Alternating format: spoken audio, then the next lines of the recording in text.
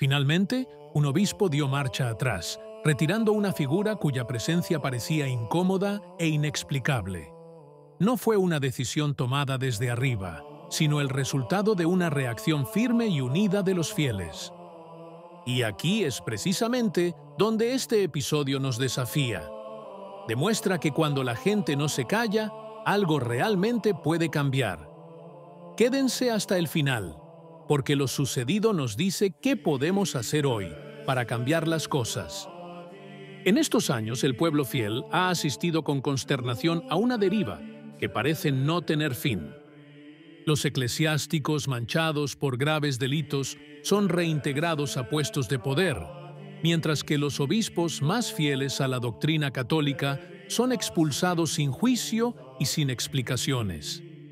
En Roma, se habla de la misericordia como si fuera el nuevo dogma, repetido por doquier y en todos los documentos, pero es una misericordia que parece selectiva, sometida a la lógica del poder y desvinculada de la justicia.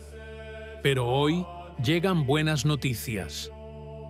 El incidente que conmocionó a la ciudad de Toulouse se ha convertido en el símbolo de todo un sistema. En julio de 2025, el arzobispo Guy de Kerimel anunció el nombramiento del padre Dominique Espina como canciller de la diócesis, un puesto de responsabilidad que implica gestionar los documentos más confidenciales, salvaguardar registros oficiales y tener el poder de firmar documentos cruciales. Un puesto, en definitiva, que requiere una reputación limpia e indiscutible. Pero Espina llevaba consigo un pasado imposible de ignorar. En 2006 había sido condenado a 5 años de prisión, uno de ellos en suspenso, por hechos ocurridos en los años 90, cuando se vio involucrado en asuntos muy graves con un chico de 16 años. No es un rumor, no es un chisme, sino una sentencia pronunciada por un tribunal y registrada en blanco y negro. A pesar de ello, de Kerimel no solo no se retractó de su nombramiento, sino que defendió públicamente su decisión. Habló de un acto de misericordia, un signo de esperanza para quienes, a pesar de haber pagado su deuda con la justicia, viven estigmatizados y rechazados por la sociedad. Palabras que quizá hubieran encontrado comprensión en el contexto de una conversión privada, pero que resultaron chocantes ante un nombramiento tan delicado.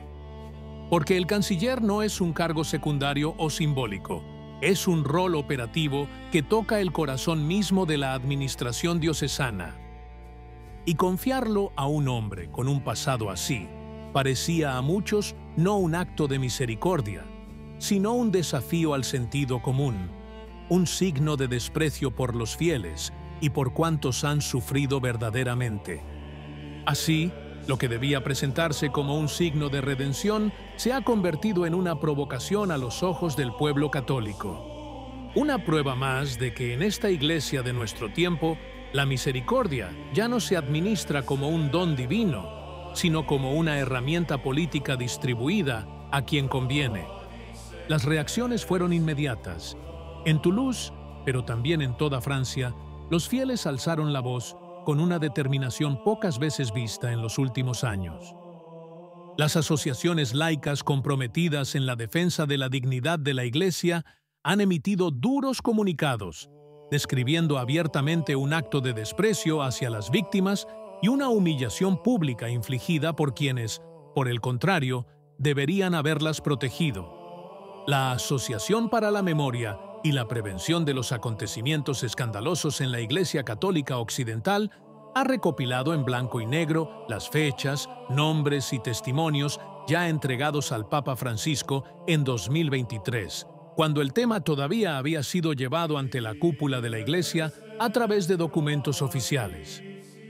No se trató de protestas callejeras, sino de una denuncia ordenada, serena, llevada adelante con la seriedad de quien busca no la justicia sumaria, sino la verdad. Nos callamos, aguantamos, ya basta.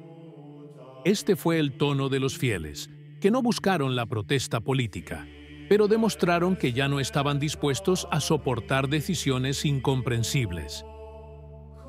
La presión no se limitó a las realidades locales. El 11 de agosto de 2025, la propia Conferencia Episcopal Francesa, en un comunicado oficial firmado por figuras destacadas, pidió al arzobispo que reconsiderara el nombramiento. Fue un gesto raro, casi inédito, que dejó claro cómo el escándalo estaba destrozando no solo a los laicos, sino también al colegio episcopal. Finalmente, la presión resultó insostenible. El 16 de agosto de 2025, tras semanas de protestas cada vez más intensas, el arzobispo Guy de Querimel anunció públicamente que había revocado el nombramiento del padre Dominique Espina, una decisión presentada como necesaria para evitar divisiones entre los obispos y evitar un enfrentamiento directo entre quienes apoyaban la elección y quienes la condenaban. En realidad, el cambio de rumbo apareció ante todos como una prueba de que la voz de los fieles, cuando se alza en unidad y con dignidad, todavía puede cambiar las cosas. El propio arzobispo admitió que su decisión había sido percibida como una afrenta a las víctimas y pidió perdón, reconociendo implícitamente que había tocado una fibra sensible en la Iglesia contemporánea. Ya no bastaba hablar de misericordia. Ante un pueblo indignado y una conferencia episcopal convulsionada, era inevitable dar un paso atrás. Al mismo tiempo, se anunció el nombre del nuevo canciller, el padre Leopold Villocchi, que asumirá el cargo en septiembre de 2025. Con ese gesto se cerró formalmente el caso Espina, no sin dejar tras de sí un reguero de profundas preguntas y heridas. Porque si bien es cierto que la revocación marcó una victoria para quienes siguieron exigiendo justicia, queda la amarga evidencia de que el nombramiento fue cuidadosamente meditado y defendido hasta el final, como si la memoria del pueblo pudiera ser pisoteada sin consecuencias. Esta historia demuestra que el pueblo de Dios no es ciego ni mudo. La lógica de la misericordia, utilizada como excusa política, finalmente ha encontrado una salida en la voz firme de los fieles, quienes han respondido con discreción, pero con dignidad y valentía. No fueron los palacios vaticanos los que corrigieron el error, sino la fuerza unida de quienes, desde abajo, se negaron a doblegarse ante la injusticia. El caso de Toulouse no es solo la historia de un nombramiento revocado, es una señal de que cuando los católicos se unen en torno a la verdad, ninguna estrategia de poder puede prevalecer. Hoy más que nunca vemos que la Iglesia no pertenece a los burócratas ni a los diplomáticos, sino al pueblo fiel que custodia la memoria y defiende la doctrina. El cambio de postura del arzobispo no es una concesión, sino una victoria para quienes han decidido alzar la cabeza.